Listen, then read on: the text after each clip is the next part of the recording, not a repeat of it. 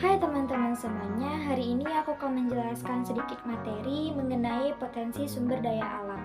Sumber daya alam adalah segala sesuatu yang ada di dalam alam dan dapat dimanfaatkan untuk memenuhi kebutuhan serta kesejahteraan masyarakat. Sumber daya alam memiliki nilai yang berbeda-beda. Satu, nilai hukum sumber daya alam ialah acuan untuk perlindungan sumber daya alam sehingga aspek hukum dapat berlaku. Yang kedua, nilai etika sumber daya alam, yaitu sebagai alasan acuan untuk mendukung kehidupan generasi mendatang serta menjaga ketersediaan dan keberlangsungan sumber daya alam. Yang ketiga, nilai ekonomi sumber daya alam ialah acuan dalam meningkatkan kesejahteraan masyarakat. Yang keempat, nilai estetika sumber daya alam ialah menghargai adanya keindahan sumber daya alam yang ada. Klasifikasi sumber daya alam. Sumber daya alam berdasarkan jenisnya. Satu, sumber daya alam non-hayati atau abiotik, berbentuk benda mati di lingkungan seperti mineral, batuan, udara, air, dan tanah. Yang kedua, sumber daya alam biotik adalah makhluk hidup tumbuhan dan hewan. Sumber daya alam berdasarkan sifatnya. Satu, sumber daya alam dapat diperbaharui, yaitu sumber daya alam yang dapat dibudidayakan atau dikembangkan. Sumber daya alam yang jumlahnya tak terbatas juga bersifat dapat didaur ulang, seperti hewan, tumbuhan, air, tanah, energi matahari, dan angin. Yang kedua, sumber daya alam yang tidak dapat diperbaharui ialah sumber daya alam yang jumlahnya terbatas dan dapat habis seperti batu bara, timah, nikel, dan minyak bumi. Sumber daya alam berdasarkan potensinya. Satu, sumber daya alam material ialah sumber daya alam yang dimanfaatkan bentuk fisiknya seperti kayu, emas, batu, dan besi. Yang kedua, sumber daya alam energi yaitu sumber daya alam yang dimanfaatkan energinya seperti energi pasang surut, sinar matahari, gas bumi, dan minyak bumi. Yang ketiga, sumber daya alam ruang, yaitu sumber daya alam yang berbentuk ruang atau sumber daya alam yang digunakan untuk tempat tinggal atau aktivitas manusia seperti lahan atau tanah. Potensi sumber daya alam Indonesia. Satu, kehutanan. Jenis hutan di Indonesia yaitu satu, hutan hujan tropis. Ialah hutan yang di dalamnya terdapat berbagai variasi tumbuhan dan memiliki kerapatan yang tinggi, tersebar di wilayah Sumatera, Kalimantan, dan Papua. Yang kedua, hutan musim atau muson adalah hutan campuran pada daerah yang memiliki curah hujan tahunan 1.500 sampai 4.000 per tahun, tersebar di wilayah Jawa dan Nusa Tenggara. Yang ketiga, hutan hujan pegunungan.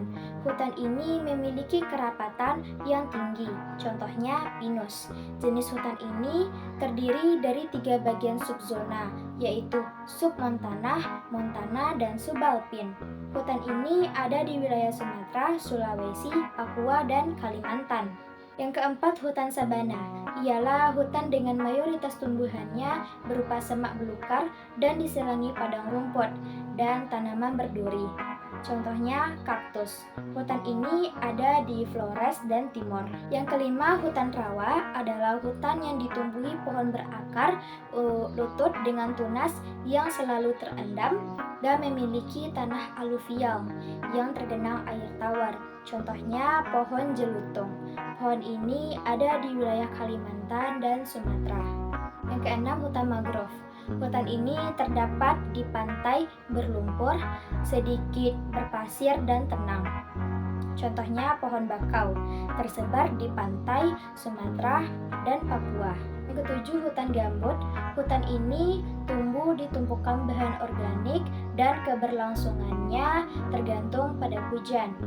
Hutan ini tersebar di Kalimantan Barat. Yang delapan, hutan lumut adalah lumut yang tumbuh menutupi muka tanah dan batang pohon seperti wilayah Papua, Kalimantan, Sulawesi, dan Sumatera. Yang kedua, kelautan ialah negara yang terkenal dengan sebutan negara maritim. Satu, potensi hutan mangrove adalah hutan yang tumbuh di sepanjang pantai atau estuari pada daerah tropis yang dipengaruhi oleh pasang surut air laut. Dalam segi fisik, hutan mangrove dapat mencegah erosi dan abrasi laut. Sedangkan secara ekonomi, hutan ini dapat dijadikan sebagai sumber penghasil kayu dan tempat wisata. Yang kedua, potensi perikanan. Hampir seluruh wilayah di Indonesia memiliki potensi perikanan pelagis. Jenis ikan pelagis kecil banyak ditemukan di Indonesia bagian timur. Yang ketiga, potensi lamun. Lamun dapat mencapai kedalaman 4 meter. Daerah pasang surut menjadi daerah tempat tumbuhnya lamun. Keberadaan lamun dapat bermanfaat sebagai habitat biota dan pendaur zat hara. Yang keempat, terumbu karang adalah bangunan kapur yang diciptakan oleh jasad hidup seperti alga berkapur dan karang batu. Manfaatnya ialah sebagai objek wisata. Ketiga, ada pariwisata.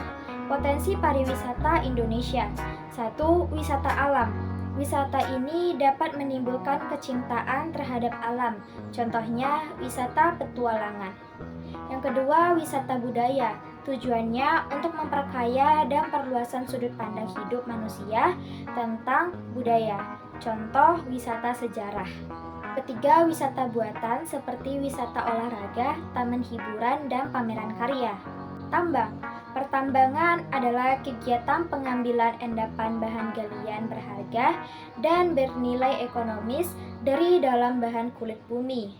Satu, minyak bumi adalah sumber energi yang banyak digunakan untuk keperluan industri, transportasi, dan rumah tangga. Yang kedua, batu bara digunakan sebagai sumber energi untuk berbagai keperluan. Energi yang dihasilkan batu bara dapat digunakan untuk pembangkit listrik. Yang ketiga, nikel. Nikel adalah suatu logam mengkilap dengan warna putih keperak-perakan. Nikel memiliki sifat yaitu keras dan mulus.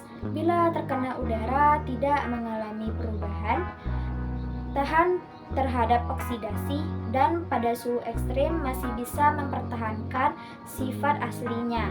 Yang keempat, biji besi memiliki manfaat yaitu bahan baku pembuatan kawat dan besi, bahan dasar dalam pembuatan lampu penerangan jalan dan tiang rambu lalu lintas. Yang kelima, bauksit adalah suatu mineral yang susunannya didominasi oleh oksida aluminium dengan warna kekuningan atau putih. Pengolahan sumber daya alam yang berkelanjutan dan permasalahannya. A. Pengelolaan sumber daya alam berkelanjutan. 1. Kehutanan berkelanjutan. Penjagaan sumber daya alam hutan dan pelestarian lingkungan untuk mencapai keberlangsungan hidup manusia, masa sekarang hingga masa depan.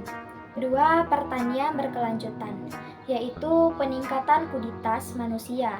Pertambangan berkelanjutan ialah untuk pemenuhan harapan sosial terhadap lingkungan sekitar. 4. Industri ialah industri berkelanjutan dapat terciptanya lapangan pekerjaan dan meningkatkan pendapatan negara. 5. Kelautan berkelanjutan, yaitu untuk melestarikan anak-anak ikan. 6. Pariwisata berkelanjutan ialah sebagai kegiatan perekonomian dana mempertimbangkan sebagai elemen kebijakan pembangunan berkelanjutan yang lebih luas.